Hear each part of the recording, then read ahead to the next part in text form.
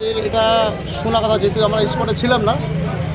যোগিন্দের রত্তলাপাড়ার যে মধু আছে, মধু নাকি নিজে গুলি করেছে, এই কথা শুনলাম, আমাদের শোনা কথা, সঠিক সেটা বলতে পারবো না। আচ্ছা, মধু কোন দলের সমর্থক? মধু টিএমসি দলের সমর্থক। আর কোন দলের সমর্থক গুলি করেছে? যে গুলি, যার গুলি লেগেছে সে হচ্ছে আমাদের আম জনতা পার্টির সমর্থক।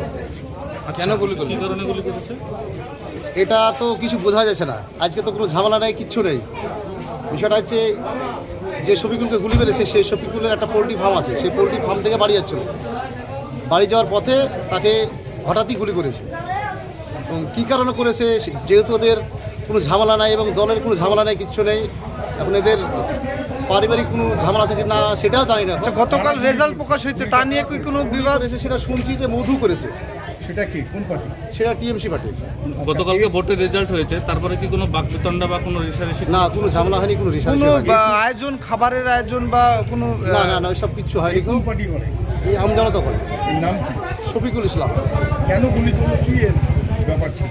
গুলি কেন করলো সেটা সঠিক বলতে পারবো না, যেহেতু আমি ডোমকুলি ছিলাম।